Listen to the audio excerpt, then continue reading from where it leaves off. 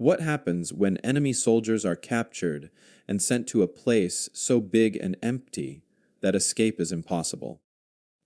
This is the true story of German submarine sailors who learned that the biggest prison isn't made of bars. It's made of endless forests, frozen lakes, and a kindness they never expected. November 12, 1943, 2:14 in the morning, the North Atlantic Ocean. The air inside submarine U-537 is thick with the smell of diesel fuel, dirty bodies, and fear. The sonar operator, Fenrik Eel, rips his headphones off. His face is pale in the red glow of the control room. Sonar contact! Close! Starboard side. Captain Lieutenant Peter Shrew grips the periscope handles. Be silent. Flood the tanks. Take us down to 200 meters. Fast. The submarine tilts down. It's like a cramped steel coffin going down into the crushing black water. Then it comes. The high, pitched metallic ping, ping, ping of the hunter above them. Chief Petty Officer Karl Hoffman grips a valve wheel and begins to sweat.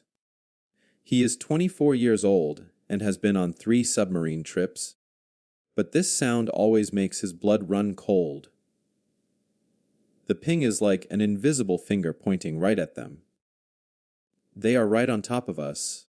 Captain, the sonar man whispers. The first explosion is a loud, wet boom that slams the submarine sideways. Lights shatter. Cork pieces rain down. A new sound comes, the screaming of bending metal. Crunch! Another bomb. Closer. The submarine groans like a dying animal. Water sprays from a broken pipe in the engine room. Depth 220 meters! The chief engineer screams. The back torpedo room is flooding. We can't hold her. Shrew is calm, but his knuckles are white. They have us. We are too deep, too damaged. Go up! Go up! Blow all tanks. The submarine lurches upward in an emergency rise. The crew holds on to anything solid, as the boat rockets toward the surface like a wounded whale desperate for air. Karl Hoffman gets ready for the gunfire he knows will come. The hatch flies open.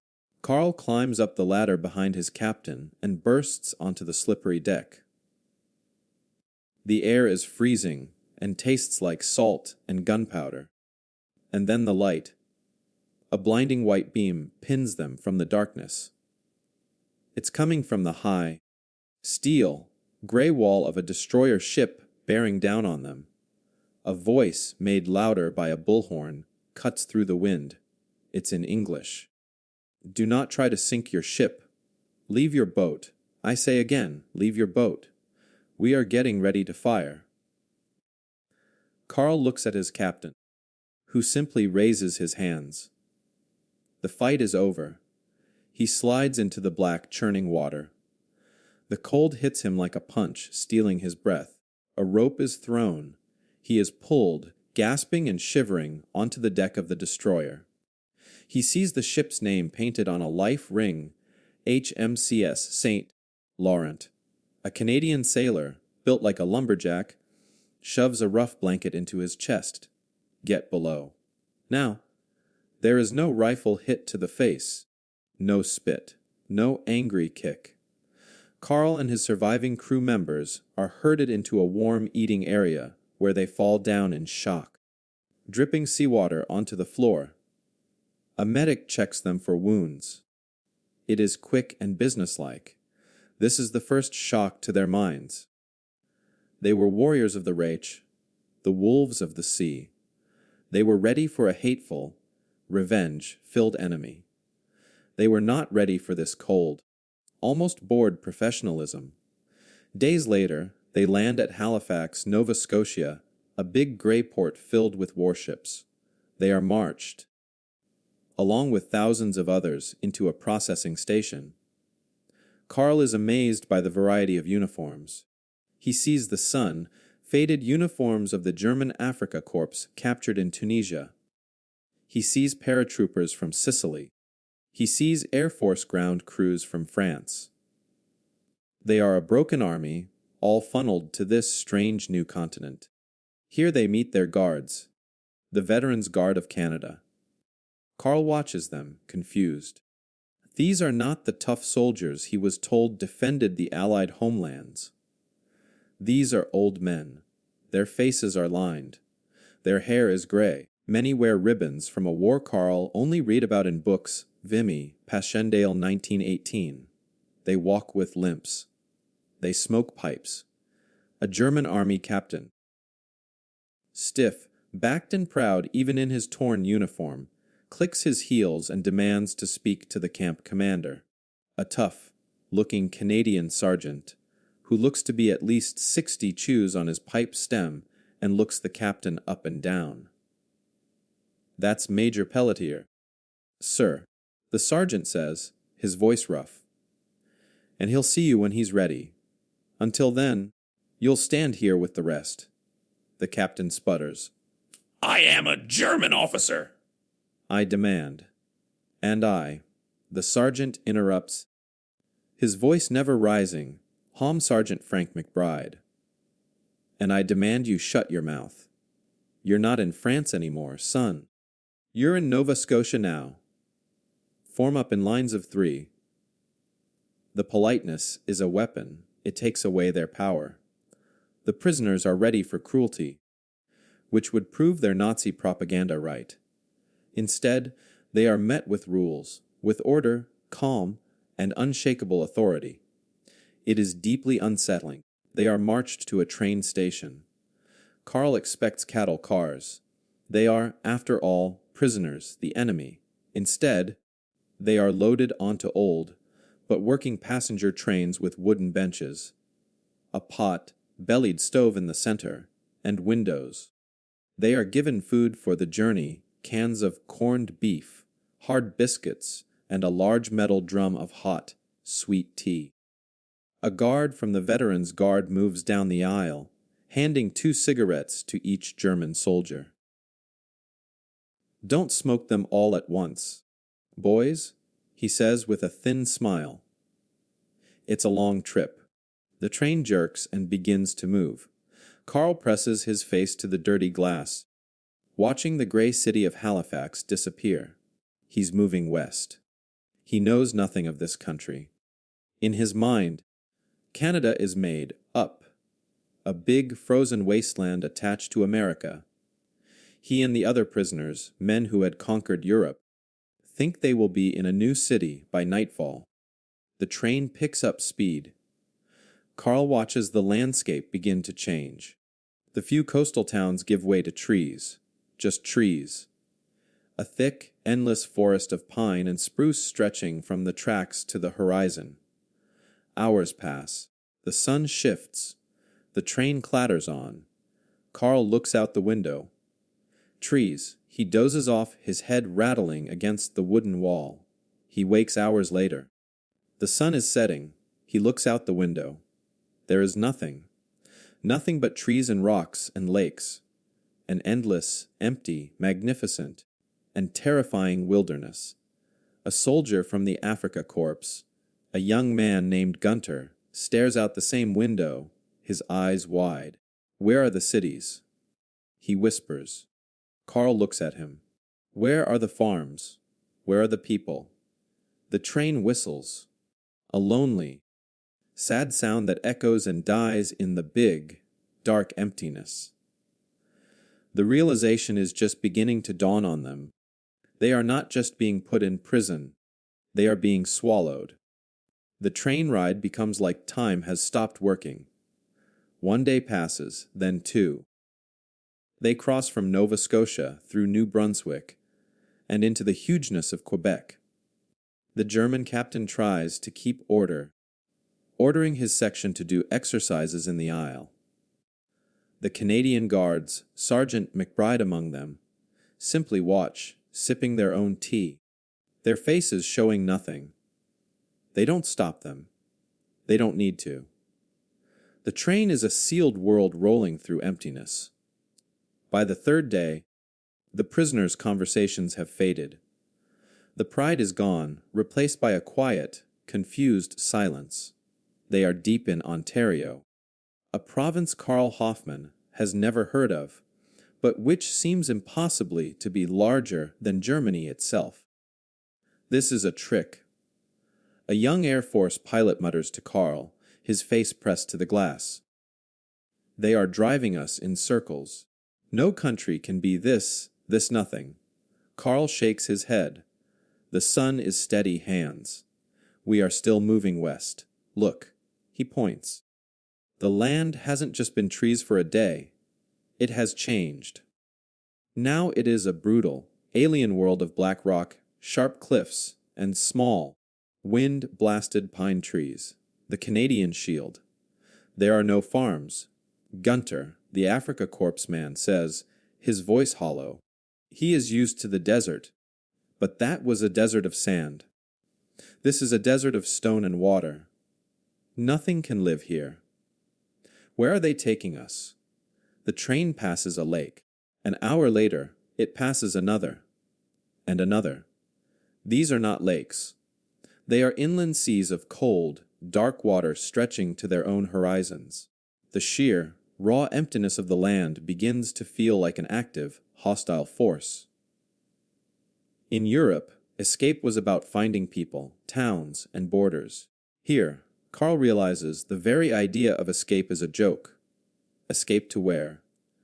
Sergeant McBride walks down the aisle, checking the stove. The captain, desperate to have control, stands. Sergeant, we demand to know where we're going. This is against the Geneva Convention. We are being taken to nowhere. McBride finishes tapping his pipe and looks at the German officer. He seems, for the first time, almost amused. Against the rules. He chuckles, a dry, rasping sound. Son, you're not even in northern Ontario yet. You've got another day to go. He unfolds a simple paper map from his pocket and flattens it on his knee. The Germans crowd the easel to look. McBride points with his pipe stem. We started here. Halifax. His finger moves a tiny bit across the map. We're about here. He points to the huge blank white space that covers the rest of the map. And we're taking you here. His finger lands on a tiny, unimportant dot on the northernmost shore of Lake Superior, next to a town called Neys. The captain's face drains of color. The map shows their journey so far has been just a crawl from the eastern edge. They are like insects being carried across a continent. The polite guard hasn't just answered his question.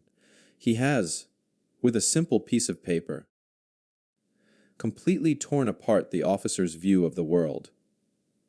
The prisoners return to their seats. The blow to their minds is more effective than a beating. They are, for the first time, truly tiny and unimportant. On the fourth day, the train finally slows, its brakes screeching in the huge silence. Right, lads. End of the line. Everybody out. Karl Hoffman steps down from the train, his legs stiff. The air is different here. It's so clean and cold it stings his lungs. And the sound, there is none. Only the wind whistling through the pines and a low, distant roar. He looks around. There is no station. There is no town. There is only a rough wooden platform, a side track, and a muddy path leading into the forest. In the distance, he sees it. Camp 100 Neys. It is brand new. The raw yellow cuts of fresh lumber stand out against the dark green of the forest. Rows of wooden barracks, a cookhouse, and a hospital, all surrounded by two huge fences of barbed wire with wooden guard towers at each corner.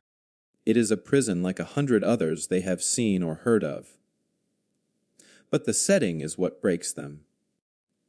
Behind the camp, the forest looms like a solid, 1,000-foot high green wall. It is not the managed, civilized forest of the Black Forest in Germany.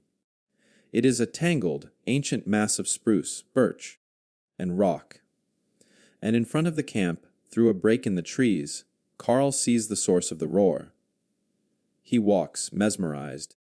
With the other prisoners as they are herded toward the gate, he sees Lake Superior. It is not a lake. It is an ocean. A freshwater sea of churning gray, deadly cold water that disappears into a horizon as flat and absolute as the Atlantic Ocean. A young tank soldier drops his small bundle. Another ocean, he whispers, his voice breaking. We cross the ocean to get to another ocean. They are marched through the gates. The guards of the veterans guard motion them into lines. The camp commander, a tall, thin major with the same old 1918 ribbons as his men, stands on the steps of the mess hall. Welcome to Neys, gentlemen, he says, his voice carrying easily in the clear air. He speaks understandable, formal German. You are prisoners of war under the authority of His Majesty King George VI. You will be treated in strict agreement with the Geneva Convention. You will work. You will be fed. You will be housed. He pauses and looks past them, out toward the impossible forest, and then to the deadly stretch of the lake. Why have rules here? The major continues. But I advise you to look around. You will find that He points to his elderly guards, who stand relaxed with rifles slung over their shoulders, are not your main jailers. This, he sweeps his arm at the wilderness, was your prison. There are no towns for 300 kilometers. There are no farms. There is only rock, water, and flies. Trying to escape is not brave. It is suicide. We will not hunt you. We will simply collect your bodies in the spring. The speech is given not as a threat, but as a simple, polite statement of fact. Karl Hoffman is assigned to Hut 27. He sits on his bed, a wooden frame with a straw-filled mattress, and stares at the newly cut pine of the wall. The propaganda had told them of the subhuman, brutal Canadians. Instead, they were being guarded by polite, aging fathers who treated them not with hate, but with a kind of tired pity. The propaganda had told them they were conquering the world. Instead, they had been shipped to a place that the world had forgotten. A place where the land itself, in its huge, silent indifference, was the true prison. The war, the rage, the her, it all felt impossibly far away. The days at Camp 100, Neys, settle into a routine that is both ordinary and deeply weird. The first, most shocking thing is the food. Gunter, the Africa Corps veteran, cries openly on the first morning. Karl Hoffman finds him in the mess hall, staring at his plate. Look, Gunter whispers, his voice thick. Karl looks. On the metal tray are 2 thick slices of white bread, a big smear of real butter, a shining square of raspberry jam, 2 fried eggs, 3 strips of bacon, and a steaming mug of dark, sweet coffee. It is more than my wife has seen in a year. Gunter says, horrified. They are mocking us. But it is not mockery. It is simply the food ration. They are fed better than they had been as front-line soldiers in the German army. They are fed better, they know, than their own families back in Balm, destroyed Germany. This generosity is more damaging to their minds than a ration of stale bread and thin soup would be. Cruelty they could understand. It was the currency of war. But kindness, plenty, it is a confusing, undermining weapon. They are given work clothes, heavy wool pants, flannel shirts, and tough leather boots. All made in Canada, all warm. They are organized into work groups under the terms of the convention. As soldiers of certain ranks, Karl and his comrades are not required to work. But the camp commander has a simple, polite policy. Gentlemen, Major Pelletier addresses them.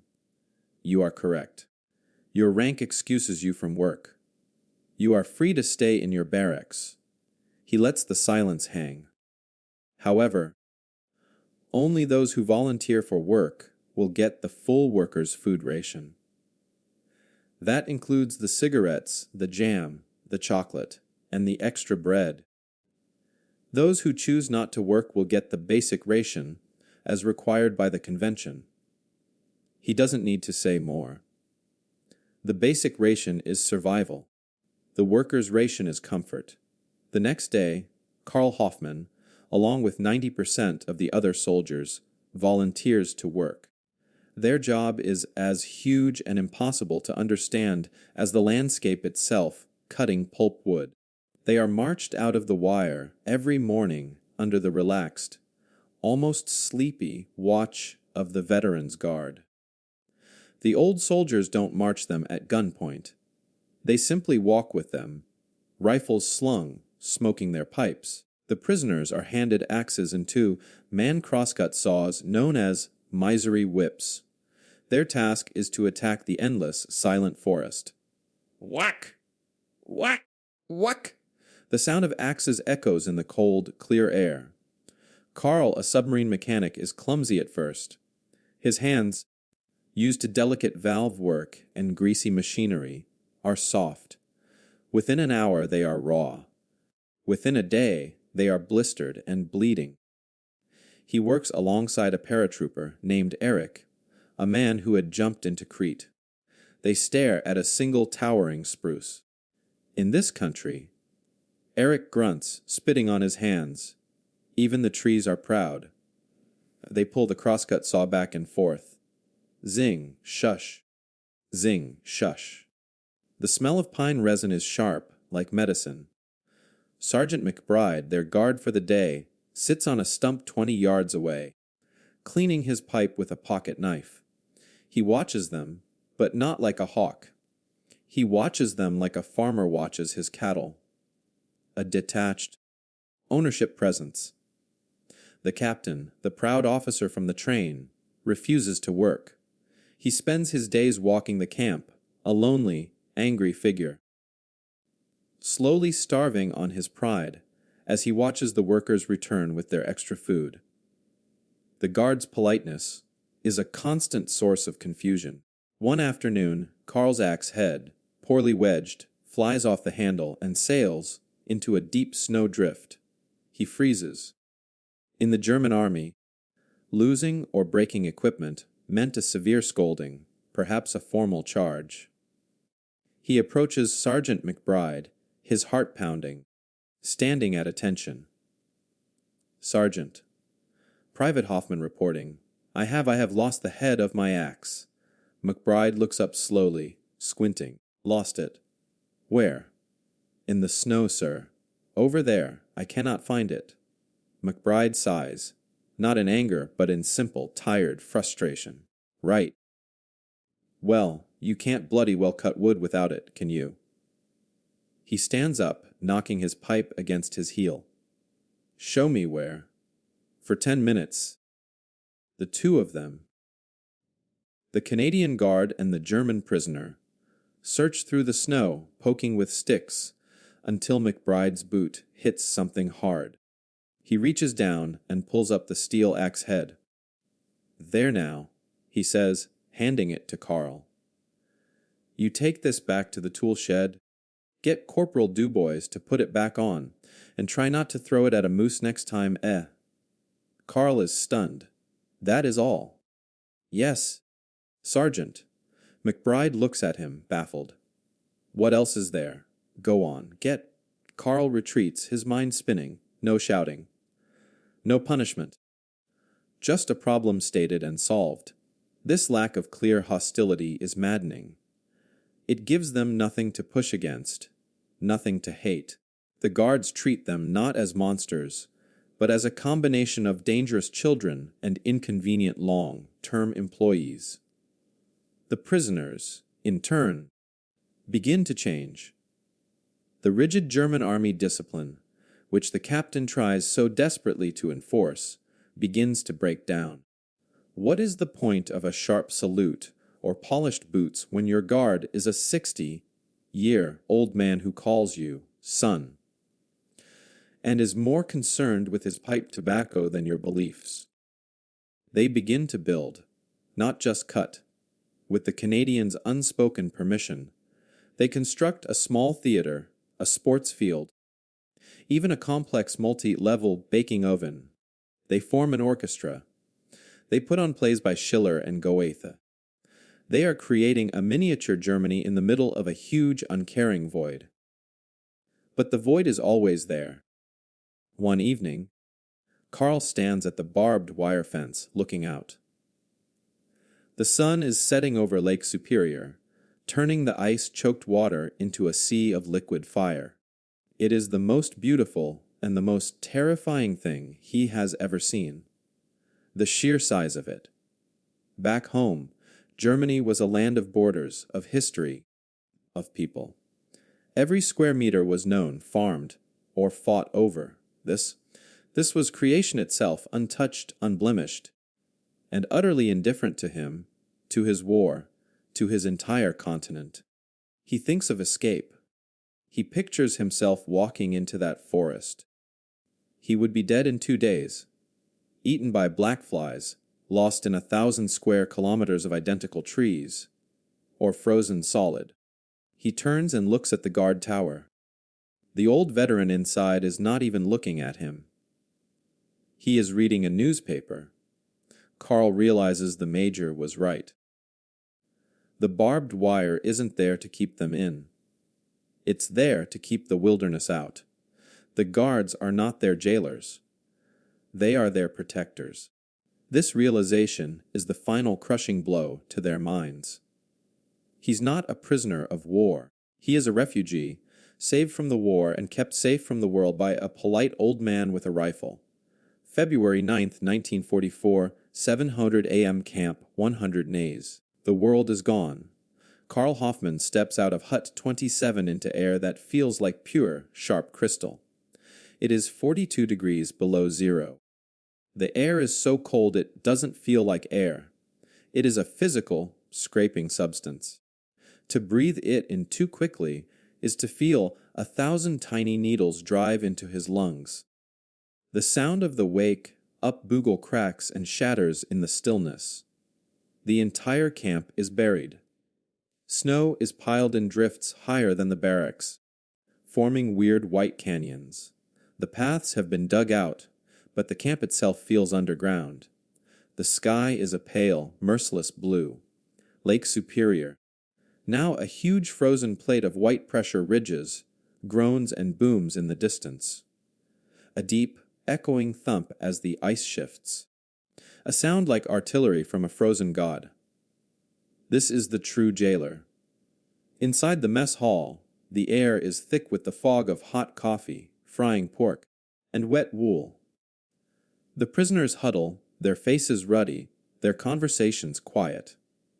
A young tank soldier, a new arrival from the failed defense of Italy, is rocking back and forth, his hands wrapped around his mug. "We will die here," he mutters, his eyes wide with a terror Karl recognizes. They brought us here to freeze.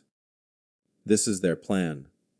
Sergeant McBride, making his morning rounds, overhears him. He stops, not to punish but to correct, as one would a child.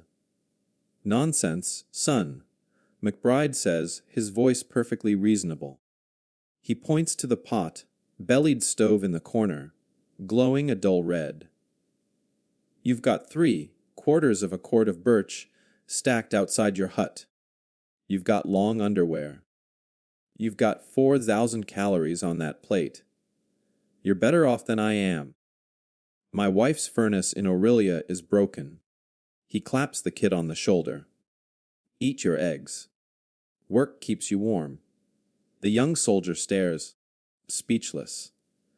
The guard has not only dismissed his fear of dying, but has complained about his own home problems.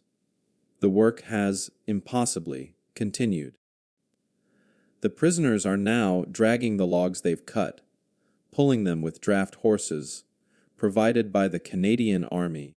down to the frozen lake to be floated to the pulp mill in the spring. Karl, now hardened and muscular, his hands tough like wood, has become an expert woodsman. He finds he enjoys it, the physical tiredness, the clear result of a day's work, the silence. The captain does not. Lieutenant Colonel Hansfurtle is a ghost. He still refuses to work, clinging to the remains of his rank. But the Canadian commander has held to his polite rule. Furtle gets the basic ration. He is thin. His uniform hangs on him. He is always cold. He comes out of his hut, his face blue, his greatcoat wrapped tight. He sees Karl and his team getting the horses ready. Hoffman. Furtle barks, his voice thin in the huge cold. Your posture is bad. You are a disgrace to the Navy. You will stand aside! Lieutenant Colonel. Karl says, not unkindly. He doesn't even salute. You are in the way of the harness. Furtle's eyes go wide. It is the ultimate act of disobedience. But he has no way to respond. He cannot send Karl to jail. Only the Canadians can do that. He cannot reduce his food. He cannot assign him bathroom duty. He has no power here. The old structures of the German army have been frozen, shattered, and blown away by the Ontario winter. The new order is simple. There are the Canadians, who have the food and the warmth, and there are the prisoners, who must earn it. Furtle turns, his face a mask of powerless rage, and retreats to his cold, empty hut. He's no longer a leader. He's just a man who is hungry. The guards observe all of this with quiet detachment. They run the camp not as a military prison, but as a remote lumber company. One afternoon, Eric the paratrooper misjudges a swing. The axe skips off a knot on a frozen log and bites deep into his own boot. He screams. A raw, terrifying sound in the silent forest. Karl and the others pack the wound with snow, making a tourniquet from a torn shirt. They carry him back to the wire. The guard in the tower, an old corporal named Smokey, sees them coming. He doesn't aim his rifle. He climbs down, unlatches the gate, and runs to help them carry Eric. Gaddammit, Smokey mutters, seeing the blood-soaked boot. That's the third one this month. You boys got to be more careful. That ice makes the steel bounce. He's not angry. He is annoyed. It is a work accident. It creates paperwork. Eric is taken to the camp hospital, which is cleaner and better stocked than the field station he'd seen in Sicily. The Canadian doctor, a captain, saves his foot. He spends the next 2 months recovering, reading and learning English from a nurse. The war, meanwhile, has become a ghost story. In June 1944, the camp gets newspapers. The headlines are huge. Ein VSIO. LNIS Landine and Normandy Y. Carl Gunter. And the others huddle around the paper in the mess hall. They read the names of French towns they had occupied. Now rubble. They see the lists of captured German divisions. There is no cheering, no Hail Hitler. Only a deep, heavy silence. They are dying. Gunter whispers, his face gray. He is staring at a photo of a destroyed tank near Caen. All of them. They're all dying. Karl looks out the window, past the wire to the green, uncaring forest, now teeming with summer life. The war is on another planet. The battles, the blood, the FU-her. It all feels like a faint fever dream. Here. The only enemies are the blackflies and the mosquitoes. Here, the only goal is to stack the day's quota of wood to earn the ration. To get a seat at the orchestra's performance of Beethoven. A new batch of prisoners arrives in late 1944. These are not the professionals of 1942 and 1943. They are hollow-eyed, fanatical boys from the Hitler Youth and old, terrified men from the People's Army. They try to force the Nazi salute. They call Karl and the others traitors for their casual working relationship with the guards. "You are collaborators," one 17-year-old SS soldier screams at Karl. "You fraternize with the enemy?" Karl, who now weighs 20 pounds more than when he was captured, who has muscles he never knew he had, simply looks at the boy. The enemy, Karl says, gave me this apple. He takes a bite. They gave me this wool blanket. The enemy, boy, is the only reason you will survive the winter. The boy is speechless. His fanaticism has no grip here. It cannot compete with a full stomach and the crushing, silent, unpolitical presence of the Canadian Shield. The politeness of the guards, combined with the tyranny of the geography, has done what no bombing campaign could. It hasn't just defeated them. It has erased them. It has made their entire identity as Herrenvolk, as soldiers of the Reich utterly, politely, and permanently absurd. May 8, 1945, 1100 a.m. Camp 100 Neys. The sound of the great unraveling has haunted the camp for weeks. It is the sound of spring on Lake Superior, a noise of pistol, shot cracks, deep groaning booms, and the sound of continents of ice grinding against the shore. The lake is breaking up. A whistle blows, not for the work group. Full assembly. The prisoners file out onto the muddy parade ground, blinking in the bright, watery sunlight.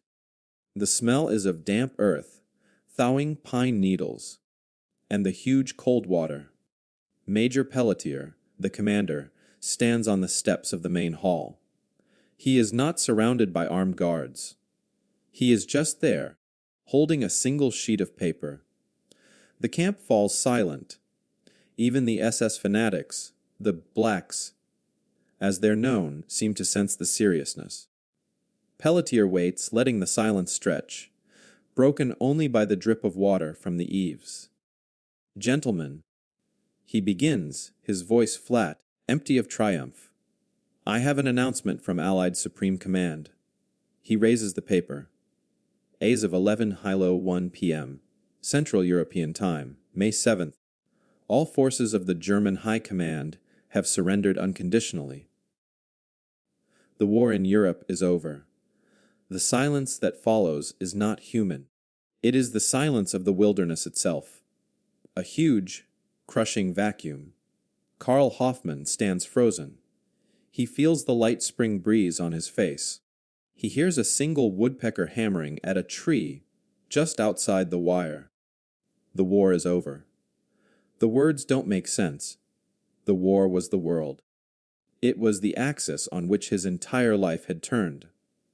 Here, in this place, it had become a distant radio signal. Now that signal had been switched off. A single shrill voice shatters the quiet. It is the 17-year-old SS soldier from the last batch. His face is a mask of white, fanatical rage. His eyes streaming tears. "Lies!" He screams, his voice cracking. "Lies! It is a trick! The FU hair lives!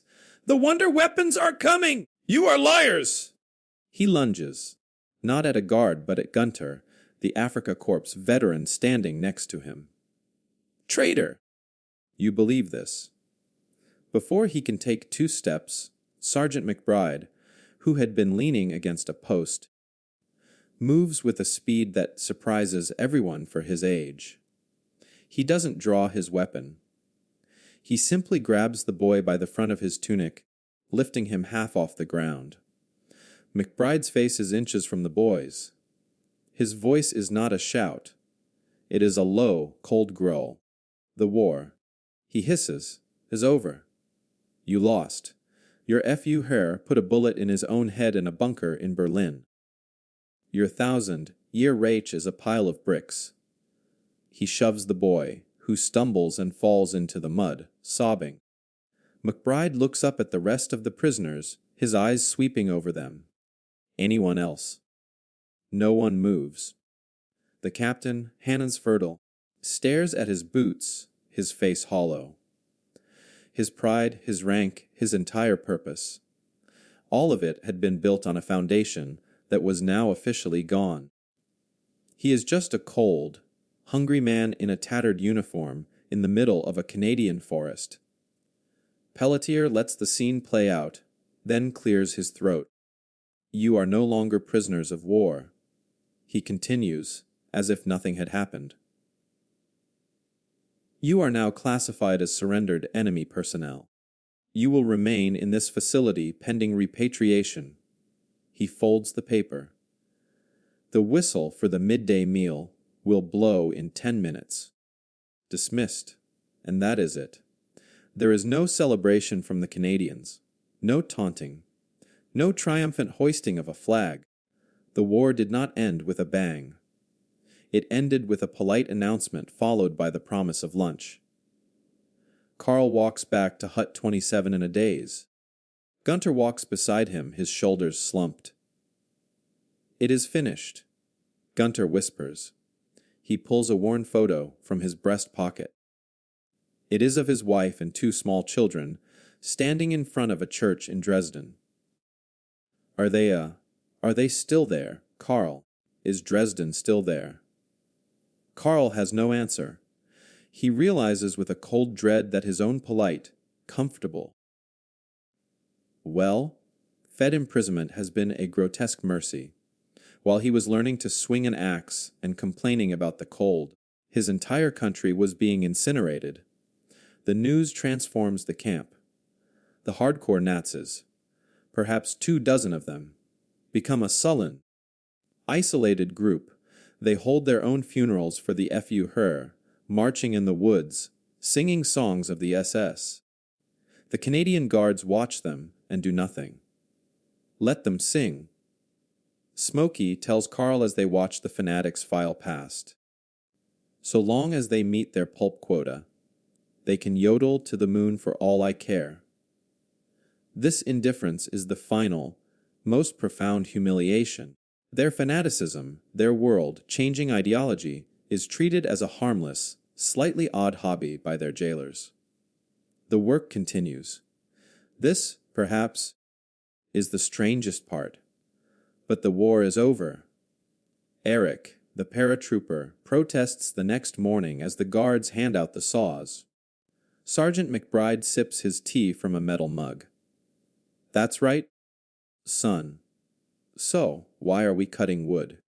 McBride looks at him as if he's an idiot. Because the contract with the Superior Pulp and Paper Mill doesn't expire until 1946. You're still getting paid, aren't you? You're still eating, aren't you? Well, someone's got to cut the wood. Get to it. Karl shoulders his axe. He walks into the forest. A place that is no longer a prison, but simply his workplace. He is no longer a soldier of the Reich. He is no longer a prisoner of war.